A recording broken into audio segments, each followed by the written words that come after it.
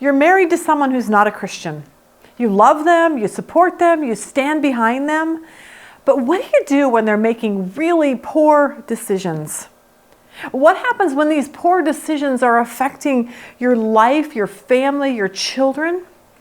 Join us today as Sean McDowell answers this question for us. How should I respond when my non-Christian spouse is making really poor choices? Watch this.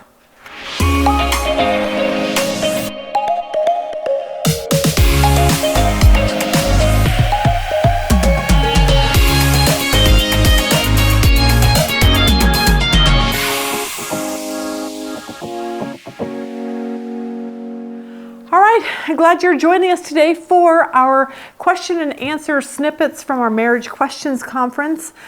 We answered 80 difficult questions. I guess that would mean not me. I asked the questions.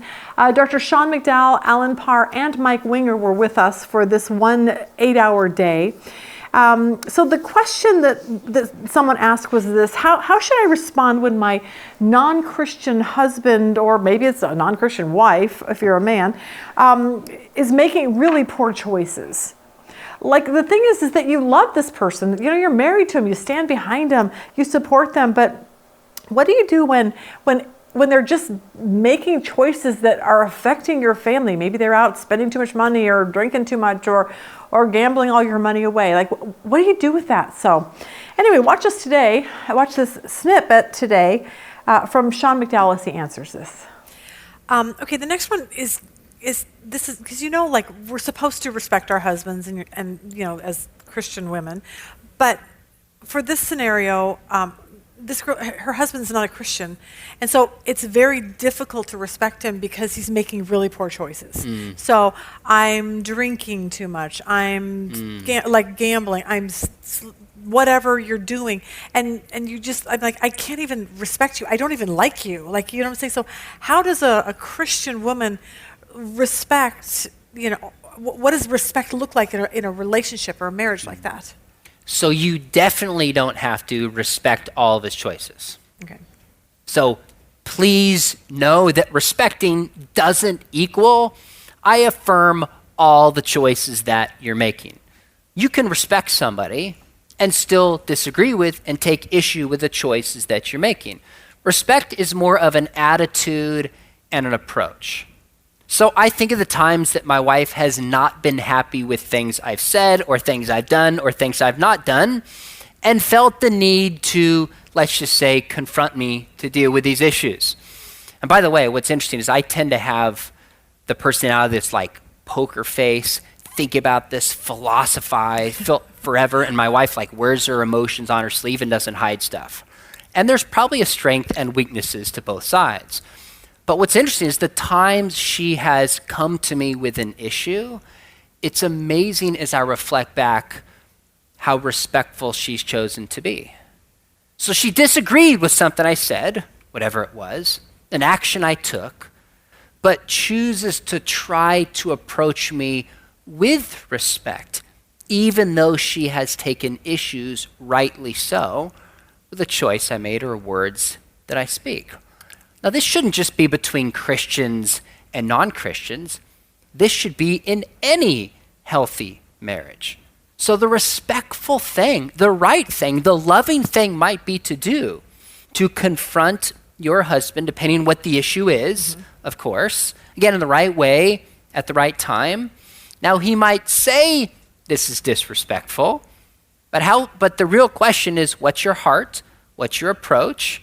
And how do you come across to this person? So if you don't know what this looks like in your situation, this is where you've got to bring somebody in who's wise, who knows you and knows your spouse, where you can say, here's the issue. And I know in the question they didn't clarify, maybe it's drinking, maybe it's language. You kind of got to gauge how serious of an issue is this. If it's language, that's going to be not good, but is that as bad potentially, depend on the language, as somebody who's drinking and who's drunk? Well, let's gauge this, especially if the person is a non-believer. And I would really recommend, you've got to have somebody walk you through a pastor and say, what issues do I die on? What would it look like to respectfully confront my husband on this? And that's not disrespectful to do so. So I guess my encouragement would be is the person asking this question, you're probably sitting at a point in your life thinking, this is not the mission I signed up for. This is not what I would ask for. Can't change the past. But I think a bigger question is, what does it mean to love God with a spouse who makes poor choices? And what does it mean to love your spouse? Isn't that the question Jesus would have us ask? You might say it's easier for you to say, Sean, and you know what? It probably is. But it doesn't make it not true. So how can you do this? The answer is you can't do it alone. Don't even try to do it alone. You get burned out, you'll get discouraged. You need the prayer and strength and encouragement of other believers in your life, day by day, loving this person and praying for wisdom, as James 1:5 says. So in sum, you can disagree with your husband's choices, and you should. The loving thing to do is to disagree, and at times to confront, Christian or not. But it's the attitude and approach in which we do it that makes the difference. And the biggest, most important question when it's all said and done is, am I loving my spouse and loving Jesus, even though I find myself in a marriage and a relationship I did not feel like I signed up for? Right. I think that's the heart of the question. All right, I hope that helped you today. If you want to watch more of our marriage conference, you can actually go online to womensbiblestudy.com.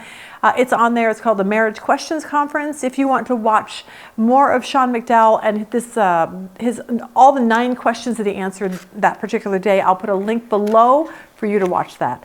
Have a really good day.